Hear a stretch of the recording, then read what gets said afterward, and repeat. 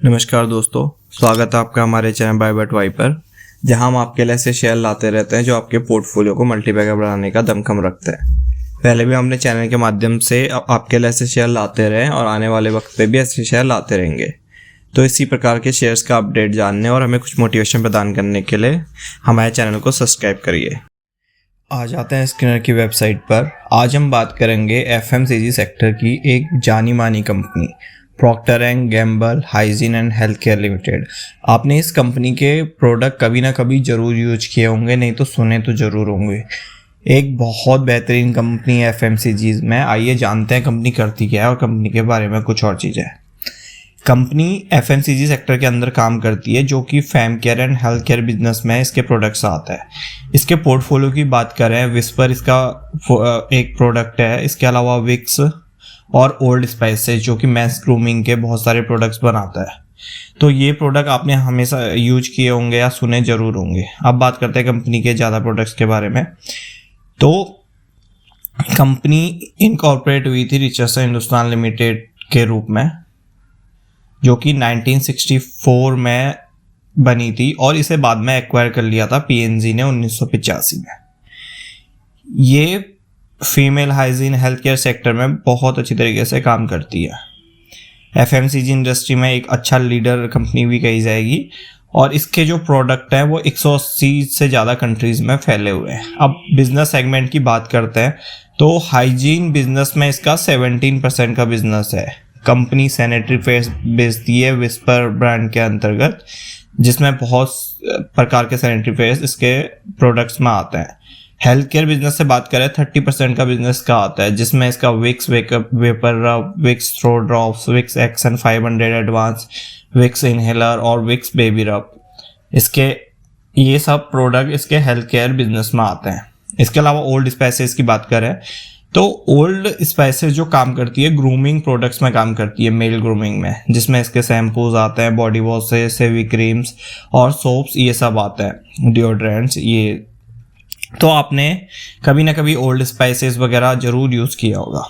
आप कंपनी की बात करें नए प्रोडक्ट में, Vicks vapour rub steam pots, Vicks rolls on for head एक, विस्पर पीरियड पैंटीज और Whisper ultra excel for heavy flow, ये नए प्रोडक्ट अपने निकाले हुए हैं।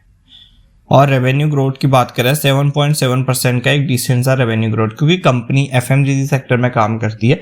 एफएमसीजी सेक्टर एक एस्टेब्लिश सेक्टर होता है जिसमें लगातार बिजनेस आता रहता है। जो आपके क्लाइंट है वो हमेशा ही आपके प्रोडक्ट यूज़ करेंगे।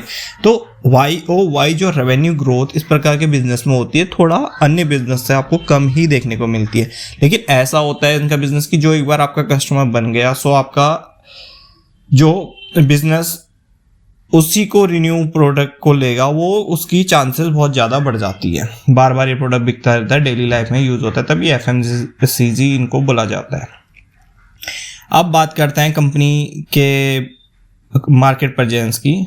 तो कंपनी ने पैन इंडिया जो इसका प्रेजेंस है वो पूरे पैन इंडिया में अपने प्रोडक्ट बेचती है और इसके अलावा 7 कंट्रीज़ में और प्रोडक्ट बेचती है।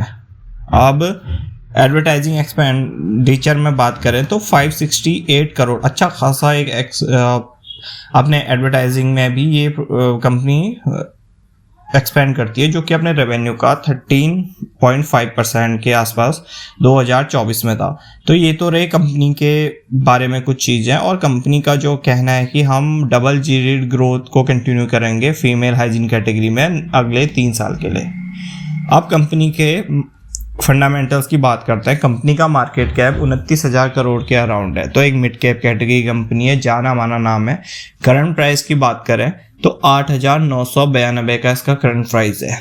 अब आप देखेंगे जहां बुक वैल्यू केवल 232 की है, तो अभी ये सवाल जाया जाता है कि ये तो अब भाई अपनी बुक वैल्यू से बहुत ज़्यादा हाई वैल्यूएशन पे जरूर, करीब आप कह सकते हैं 30 या 40 गुना या उसके आसपास कुछ ये वैल्यूएशन पे मिल रही है। तो हाँ, ये ज़रूर है कि ये बहुत हाई वैल्यूएशन पे, बहुत महंगे वैल्यूएशन पे अभी आपको ट्रेड करते हुए देखने को मिलेगी अपनी बुक वैल्यू से। अब बात करते हैं 52 वीक हाई की। 52 वीक हाई 14,540 और लो की बात करें तो 8,939 का 52 वीक लो है। तो अभी अपने 52 वीक लो के आसपास ये कंपनी ट्रेड कर रही है। डिविडेंड भी कंपनी अच्छा खासा देती है क्योंकि इसकी फेस वैल्यू 10 है, तो 10 की फेस वैल्यू में 1.89% का डिविडेंड, एक बेहतरीन डिविडेंड कंपनी ने अपने इन्वेस्टर्स को दिया है। स्टॉक पी की बात करें तो ठीक ठाक वैल्यूएशन पे अभी इसका स्टॉक पी देखने को मिलता है जो कि 34 पे ही है। ROC ROE कंपनी की बात करें, बहुत बेहतरीन कंपनी की ROC है। ROC कंपनी की 157%। ज़्यादातर बिजनेस का जो सैनिटरी पैड्स वगैरह इन सब बिजनेस से आता है उससे ज़्यादा बिजनेस आता है। ROE की बात करें 115% की कंपनी की ROE है और फेस वैल्यू 10 है। तो आपको आने वाले वक्त पे जो 8,992 का शेयर है वो कई टुकड़ों में टूटते हुए दिखाई जरूर देगा, क्योंकि शेयर बहुत हाई पहुंच चुका है, 8,900 लगा चुका है। तो आने वाले कुछ सालों में आपको ये शेयर टूटता हुआ जरूर दिखाई देगा। कंपनी ने अपने डेप को रिड्यूस किया है, लगभग डेप फ्री कंपनी है। ROE की बात करें तो बहुत ही शानदार ROE आपको इसको देखने को मिलेगा। पिछले 3 साल का ROE की बात करें 89% के करीब इसका ROE है। और एक डिविडेंड पे आउट की बात करें तो 91.5% का एक बहुत बेहतरीन डिविडेंड कंपनी ने दिया है अभी तक। अब बात करते हैं कुछ कॉन्स की। जैसा कि हमने बोला था, अपने बुक वैल्यू से काफ़ी हाई वैल्यूएशन पे चल रही है, 38.7 की वैल्यूएशन पे अभी आपको ये कंपनी देखने को मिलेगी। हाँ, जरूर ये बात है कि ये कंपनी अभी बहुत महंगी है। क्या इसके महंगे होने के पीछे रीज़न है? जी, क्योंकि FMCG कैटेगरी में जो बिजनेस बनता है ना, वो बिजनेस स्टेबल रहता है। मतलब जो क्लाइंट आपके एक बार आ गए वो आपके प्रोडक्ट जरूर यूज करेंगे अगर आप अच्छी क्वालिटी देते हैं।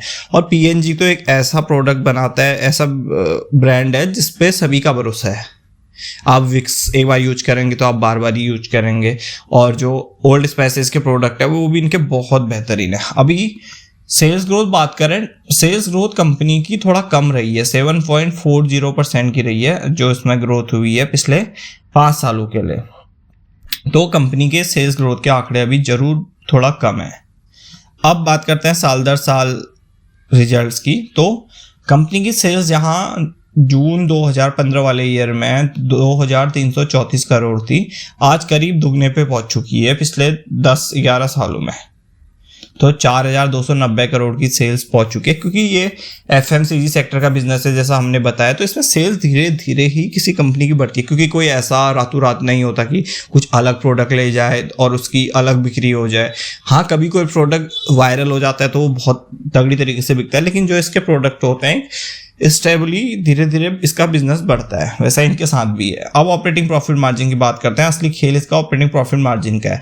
बहुत बेहतरीन ऑपरेटिंग प्रॉफिट मार्जिन आपको इस कंपनी का देखने को मिलेगा जो कि अभी 27% पे है। 27%, जहां 2300 करोड़ की सेल्स थी, 2400 करोड़ की सेल्स थी, 3000 करोड़ की सेल्स थी, 4000 करोड़ की सेल्स थी, अभी भी 4290 करोड़ की सेल्स है। वहां पे इसका ऑपरेटिंग प्रॉफिट मार्जिन देखा जाए तो 27% पे अभी ऑपरेटिंग प्रॉफिट मार्जिन इस कंपनी का आपको देखने को मिलेगा। भले ही कंपनी की सेल्स ना बढ़ी हो साल दर साल उतनी अच्छी तरीके से, लेकिन प्रॉफिट बहुत बेहतरीन तरीके से बढ़ा है। 501 करोड़ का प्रॉफिट आज आपको 1167 करोड़ पे देखने को मिलेगा, क्योंकि ऑपरेटिंग प्रॉफिट मार्जिन एक डिसेंट से कंपनी ने मेंटेन करके रखे हैं। अब नेट प्रॉफिट की बात करें, 346 करोड़ का नेट प्रॉफिट आज 856 करोड़ पे पहुंच चुका है। तो काफ़ी बेहतरीन तरीके से नेट प्रॉफिट बढ़ा है। अर्निंग पर शेयर की बात करें, 106 की अर्निंग जो 2015 वाले ईयर पे थी, आज 263 पे पहुंच चुकी है। तो बेहतरीन तरीके से इसकी अर्निंग पर शेयर बढ़ी है। डिविडेंड पे आउट की बात करें तो 97% का डिविडेंड पे आउट कंपनी पे करती है। कंपाउंड सेल्स ग्रोथ इसके आंकड़े यहाँ पे थोड़ा कमज़ोर हैं, 6%, 7%, लेकिन TTM की बात करें, TTM में थोड़ा बढ़े हैं, 27%। प्रॉफिट ग्रोथ की बात करें, प्रॉफिट ग्रोथ में एक बहुत बेहतरीन आंकड़े इसने पिछले 5 साल में दिखाया है। बात करेंगे 10 साल की, तो 10 साल में ज़्यादा कुछ अच्छे आंकड़े थे नहीं, 9%, लेकिन 5 साल में 15% की प्रॉफिट ग्रोथ है। अब बात करते हैं 3 साल की, 3 साल में 14% की ग्रोथ है। और TTM की बात करें 35% की ग्रोथ। स्टॉक प्राइस CAGR बात करें तो कंपनी का जो स्टॉक प्राइस है उसने नेगेटिव रिटर्न ही ज़्यादा दी है अभी तक देखा जाए तो। जहाँ 10 साल में इस कंपनी का स्टॉक प्राइस CAGR केवल 4% का था, 5 साल में 7% का, 3 साल में 14% का, 1 साल में -33।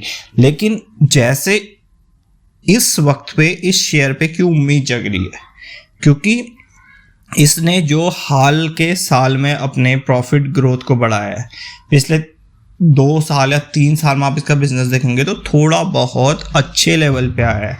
इसका आज 3 साल के कंपाउंड प्रॉफिट ग्रोथ की बात करी जाए तो 14% के कंपाउंड ग्रोथ पे अभी कंपनी चल रही है। तो मैं इसके पुराने रिजल्ट्स को भूल जाऊं तो हाँ जी, कंपनी ने ज़रूर बहुत ख़राब रिजल्ट दिए हैं, लेकिन अभी कंपनी का थोड़ा सेगमेंट चेंज हो रहा है, कंपनी के प्रोडक्ट पोर्टफोलियो चेंज हो रहा है, कंपनी का मार्जिन बढ़ रहा है। तो अभी आने वाले वक्त पे आपको ये कुछ अच्छे रिटर्न बनाते हुए देखने को मिल सकता है।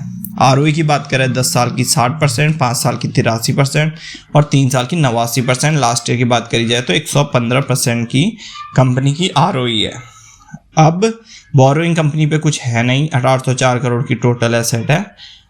डेप्टर्स डे की बात करें तो 21 डे के नॉमिनल से डेप्टर्स डे, इन्वेंट्री 51 डेज की, डेज पेएबल 197 डेज की, कैश कन्वर्जन साइकिल बेहतरीन -124, वर्किंग कैपिटल डे -31, आरओसी बहुत बेहतरीन 157% की आरओसी है। अब बात करते हैं कंपनी की शेयर होल्डिंग पैटर्न की। तो कंपनी के प्रमोटर्स ने अपनी शेयर होल्डिंग बहुत अच्छी तरीके से इस शेयर पे बना के रखी है। 17.64% की शेयर होल्डिंग इस कंपनी पे आपको देखने को मिलेगी और एफआईआई की होल्डिंग बोले 0.97%। वहीं डीआईआई की होल्डिंग आप देखोगे तो 15.96, करीब 16% के अराउंड डीआईआई ने होल्डिंग बना रखी है, क्योंकि कंपनी का बिजनेस थोड़ा अच्छी तरीके से बढ़ रहा है, कंपनी अच्छे प्रोडक्ट लॉन्च कर रही है। तो हो सकता है आने वाले वक्त पे शेयर आपको एक अच्छा अपवर्ड मूव दिखाते हुए यहाँ से देखने को मिले। पब्लिक की शेयर होल्डिंग की बात करें 12.43% है। आज मेरा शेयर लाने का मकसद ये था कि कंपनी ने भले ही पिछले 10 साल में रिटर्न ना दियो, लेकिन कंपनी कैसे हाई वैल्यूएशन पे चल रही है। तो ऐसे शेयर भी हमें कभी रिटर्न नहीं देते हैं जो अपनी वैल्यूएशन से बहुत ज़्यादा हाई पे चलता है। ये कंपनी उसका एक एग्जाम्पल है। तो हमको ऐसी कंपनियों से भी सीखना चाहिए कि क्यों कंपनी ने रिटर्न नहीं दिए, हालांकि बिजनेस बहुत अच्छा था, प्रोडक्ट बहुत अच्छे थे, क्योंकि वो पहले ही बहुत ऊपर वैल्यूएशन पे कंपनी ट्रेड कर रही थी। आप इसका स्टॉक और इसका बुक वैल्यू से प्राइस देखेंगे तो करीब 40 गुना हाई वैल्यूएशन पे आपको मिल रहा था। अब आप ही सोचिए ना, आपको अगर एक फ्लैट लेने जा रहे हैं जो 1 लाख का होना चाहिए और वो आपको 40 लाख का कोई बेचे, तो क्या आप लेंगे? वही इस शेयर के साथ भी है। तो इसी प्रकार से आपको थोड़ा थोड़ा स्ट्रेटजी बनानी होती है, थोड़ा थोड़ा एनालिसिस करना होता है कि हम किस सही वैल्यूएशन पे किसी कंपनी का शेयर खरीद रहे हैं। क्या हम जिस वैल्यूएशन पे कंपनी का शेयर खरीद रहे हैं वो सही है? क्या वो चीप है? क्या वो बहुत एक्सपेंसिव है? क्या वो ना ज़्यादा चीप है ना ज़्यादा एक्सपेंसिव है? तो क्या एक सही टाइम है किसी भी शेयर को बाय करने का? तो ऐसे शेयर भी हमें कभी कभी रिसर्च करने चाहिए, कभी कभी इनके बारे में बात करनी चाहिए जिसने पिछले कुछ सालों में ऐसे रिटर्न दिए हो जो हमेशा नेगेटिव रहे हो। क्यों? क्योंकि उससे हमको स्ट्रेटजी पता चलती है कि किस प्रकार बिजनेस अच्छा होने के बाद भी शेयर रिटर्न नहीं देता है और उसमें क्या कमी रह जाती है कि शेयर रिटर्न नहीं दे। तो इस कंपनी की बात करें तो कंपनी पहले ही हाई वैल्यूएशन पे थी, इसीलिए कंपनी ने अच्छा परफॉर्म नहीं किया है। लेकिन अब बात करें तो कंपनी का थोड़ा बिजनेस अच्छा हो रहा है, तो हो सकता है आने वाले वक्त पे ये कंपनी आपको रिटर्न बनाते हुए दिखाई दे। इसीलिए आज मेरा ये शेयर लाने का मकसद था कि आपको थोड़ा नॉलेज मिलेगी कैसे अच्छे शेयर भी कभी कभी रिटर्न नहीं देते। क्यों? क्योंकि वो वैल्यूएशन कैसी है, कैसे फंडामेंटल्स है, हर चीज़ उसका मैटर करता है। और किस बिजनेस में है, क्या फ्यूचर है का बिजनेस है, कंपटीशन कितना है। अभी आप एफएमसीजी के कंपटीशन की बात करेंगे तो बहुत ज़्यादा कंपटीशन है। पूरे इंडिया में कंपटीशन की बात करेंगे तो आपको 100-200 कंपनी एफएमसीजी के सेक्टर में देखने को मिलेंगी।